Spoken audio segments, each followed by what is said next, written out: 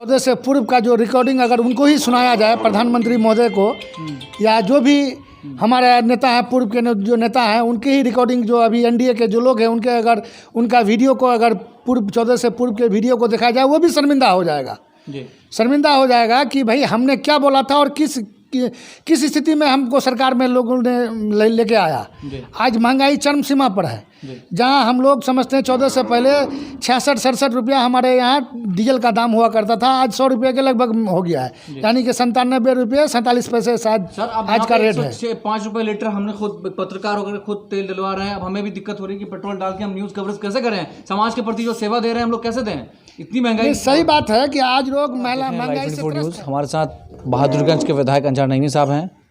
लगातार जो है जिस तरह से एक माहौल बनाया जा रहा है यहाँ पे एआईएम को बदनाम करने की जो एक साजिश चल रही है, वो कहीं ना कहीं जो है उसका पर्दाफाश भी हो रहा है कि आखिर करा कौन रहा है, कौन है इसके पीछे।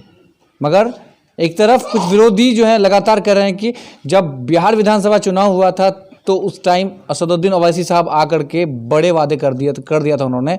पता नहीं उन लोग सुने हैं, मगर मीडिया चैनल्स में तो अब तक ये बात आई नहीं है। उन लोगों का मानना है कि पत्थर पिचिंग क्यों नहीं हो रहा है और जो फ्लडिंग फाइट बनाया जा रहा है वो टिक नहीं रहा है, तो फिर ऐसे में क्या बचाव कर रहे हैं। चलिए हम विधायक जी से ही जानकारी ले लेते हैं, और ये जो विरोधी लोग लगातार इन पर आरोप लगा रहे हैं, इस पर क्या प्रतिक्रिया है। सर, जिस तरह से सामने जो समस्याएं आ रही हैं, ये लोग जो लगातार आप पर विरोधी जो है वो आरोप लगा रहे हैं कि सिर्फ जीतने के नाम पर इस तरह का वादा किया गया था, अब कुछ भी नहीं है। देखिए, हम लोग कोई ऐसा गलत वादा करके नहीं आए थे।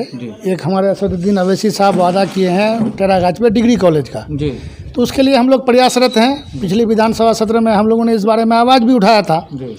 और रहा हम लोग इसके लिए लड़ रहे हैं, मतलब जिस दिन से हम लोग जीत के आए हैं तभी से हम लोग आवाज़ में ये लगा रहे हैं। इसके लिए आपका जो नदी कटाव का जो हमारा जो मुख्य समस्या है नदी कटाव का, इसके लिए हम लोग शुरू दिन से ही आवाज़ लगा रहे हैं। पहला सत्र में भी ये किए, दूसरा सत्र जब चला हम लोगों का फाइनेंशियल सेशन, उसमें भी हम लोग आवाज़ उठाए।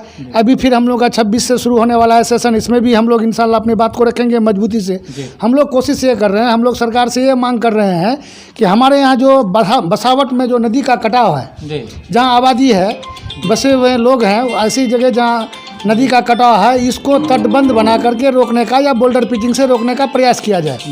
लेकिन हम लोग इसके लिए संबंधित मंत्रालय से भी मिले, मुख्यमंत्री से भी मिले, संबंधित पदाधिकारियों से भी मिल रहे हैं, डीएम से मिल रहे हैं, कमिश्नर साहब से मिले, तो हम लोग अपने स्तर से प्रयास कर रहे हैं। हम समझते हैं कि पहली बार होगा कि सैलाब आने से पहले ही हम लोग हर जगह, डीएम साहब बोले कि हम लोग के पास फंड नहीं, अभी हम लोग मतलब जियो बैग का ही काम कर सकते हैं। और मैं समझता हूँ कि इस बार पहले ऐसा हुआ है कि सैलाब आने से पहले हम लोग हर जगह लगभग काम, शायद एक आध जगह अभी 2-1 दिन में शुरू होगा, लेकिन हर जगह काम शुरू हो गया है और वहाँ भी वो लोग मजबूती से कर रहा है। लेकिन यही काम अगर मई में किया कर दिया जाता अगर मजबूती से, तो ये ज़्यादा कारगर होता, हमारे इलाके में कटाव को रोका जा सकता था।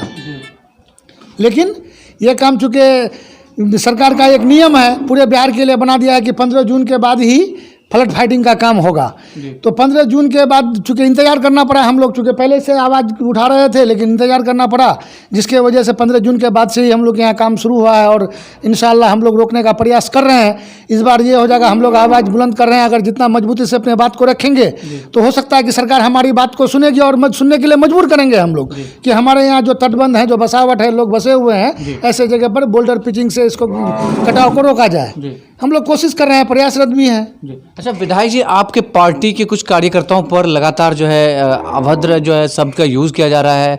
कह रहे हैं कि एक्स विधायक कोचाधामन के पहुंचकर मुजाहिद आलम साहब महजबतना पंचायत में कुछ कार्यरत हैं, जो कार्य करवा रहे हैं, बहुत बेहतर हो रहा है, ऐसा क्या है?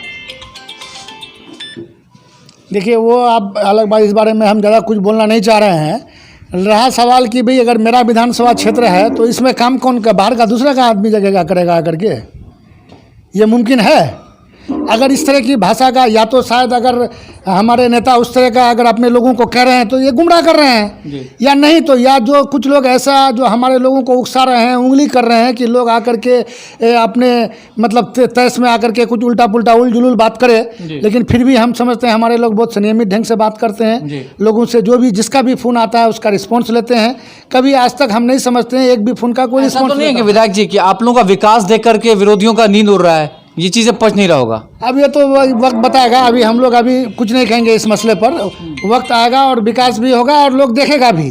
और हमको 5 साल के लिए मैंडेट मिला है। अभी शुरुआत का हम लोग 6-7 महीना ही गुजारे हैं, जो कोरोना काल का वक्त था। बहुत बुरे दिनों से गुजरा है देश, और हम लोग चाह रहे हैं कि इससे उबरने के बाद जो हमारे इलाके में विकास होगा, और हम लोग इसकी लड़ाई लड़ रहे हैं और लड़ेंगे और अपने हक को छीन के लाएंगे। क्योंकि हम लोगों ने मुख्यमंत्री से भी कहा कि हम लोग के साथ सौतेलापन का व्यवहार हो रहा है।